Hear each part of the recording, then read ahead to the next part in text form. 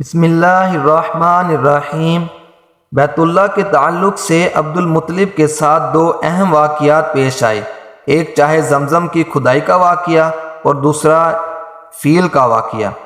چاہے زمزم کی کھدائی، پہلے واقعے کا خلاصہ یہ ہے کہ عبد المطلب نے خواب دیکھا کہ انہیں زمزم کا کنواں کھودنے کے حکم دیا جا رہا ہے، اور خواب ہی میں انہیں اس کی جگہ بھی بتائی گئی۔ انہوں نے بیدار ہونے کے بعد کھدائی شروع کی اور رفتہ رفتہ وہ چیزیں برآمد ہوئیں جو بنو جرہم نے مکہ چھوڑتے وقت چاہے زمزم میں دفن کی تھی، یعنی تلواریں، زریں اور سونے کی دونوں ہرن۔ عبد المطلب نے تلواروں سے کعبے کا دروازہ ڈھالا، سونے کے دونوں ہرن بھی دروازے ہی میں فٹ کیے اور حاجیوں کو زمزم پلانے کا بندوبست کیا۔ کھدائی کے دوران یہ واقعہ بھی پیش آیا کہ جب زمزم کا کنواں نمودار ہو گیا تو قریش نے عبد المطلب سے جھگڑا شروع کیا اور مطالبہ کیا کہ ہمیں بھی کھدائی میں شریک کر لو۔ عبد المطلب نے کہا، میں ایسا نہیں کر سکتا، میں اس کام کے لیے مخصوص کیا گیا ہوں۔ لیکن قریش کے لوگ باز نہ آئے، یہاں تک کہ فیصلے کے لیے بنو سعد کی ایک کاہنہ عورت کے پاس جانا طے ہوا اور لوگ مکہ سے بھی روانہ ہو گئے۔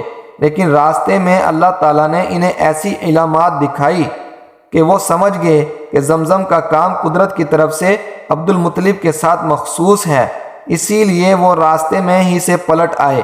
یہی موقع تھا جب عبد المطلب نے نظر مانی کہ اگر اللہ نے انہیں 10 لڑکے عطا کیے اور وہ سب کے سب اس عمر کو پہنچے کہ ان کے بچاؤ کر سکیں تو وہ ایک لڑکے کو کعبہ کے پاس قربان کر دیں گے۔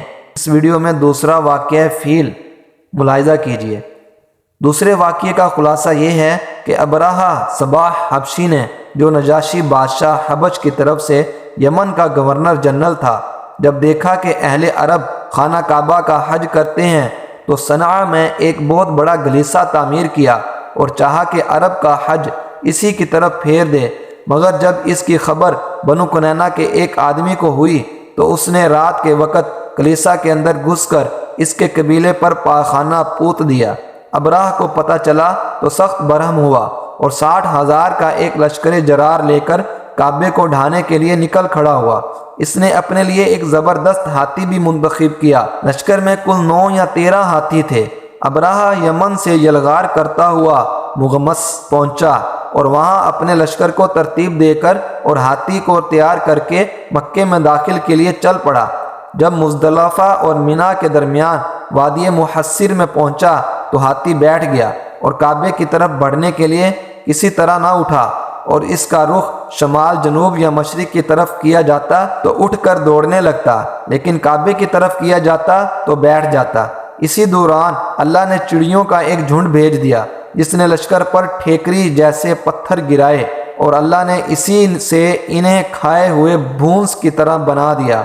یہ چڑیاں ابابیل اور کمری جیسی تھی۔ ہر چڑیا کے پاس 3 کنکریاں تھیں، ایک چونچ میں اور 2 پنجوں میں کنکریاں چنے جیسی تھی، مگر کسی کو لگ جاتی اس کے اعضاء کٹنا شروع ہو جاتے تھے اور وہ مر جاتا تھا۔ یہ کنکریاں ہر آدمی کو نہیں لگی تھی، لیکن لشکر میں ایسی بھگدڑ مچی کہ ہر شخص دوسرے کو روندتا، کچلتا، گرتا پڑتا بھاگ رہا تھا۔ پھر بھاگنے والے ہر راہ پر گر رہے تھے اور ہر چشمے پر مر رہے تھے۔ ادھر ابرہہ پر اللہ نے ایسی آفت بھیجی کہ اس کی انگلیوں کے پور جھڑ گئے اور صنعاء پہنچتے پہنچتے چوزے جیسا ہو گیا۔ پھر اس کا سینہ پھٹ گیا، دل باہر نکل گیا اور وہ مر گیا۔ ابرہہ کے اس حملے کے موقع پر مکے کے باشندے جان کے خوف سے گھاٹیوں میں بکھر گئے تھے اور پہاڑ کی چوٹیوں پر جا چھپے تھے۔ جب لشکر پر عذاب نازل ہو گیا تو اطمینان سے اپنے گھروں کو پلٹ آئے۔ یہ واقعہ بیشتر اہل سیر کے بقول نبی صلی اللہ علیہ وآلہ وسلم کی پیدائش سے صرف 50 یا 55 دن پہلے ماہ محرم میں پیش آیا تھا، لہذا 571 کی فروری کے اواخر یا مارچ کے اوائل کا واقعہ ہے۔ یہ در حقیقت ایک تمہیدی نشانی تھی جو اللہ نے اپنے نبی اور اپنے کعبہ کے لیے ظاہر فرمائی تھی، کیونکہ آپ بیت المقدس کو دیکھیے کہ اپنے دور میں اہل اسلام کا قبلہ تھا اور وہیں کے باشندے مسلمان تھے۔ اس کے باوجود اس پر اللہ کے دشمن یعنی مشرکین کا تسلط ہو گیا تھا، جیسا کہ بخت نصر کے حملہ اور اہل روما کے قبضہ سے ظاہر ہے، لیکن اس کے برخلاف کعبہ پر عیسائیوں کو تسلط حاصل نہ ہو سکا، حالانکہ اس وقت یہی مسلمان تھے۔ اور کعبے کے باشندے مشرک تھے۔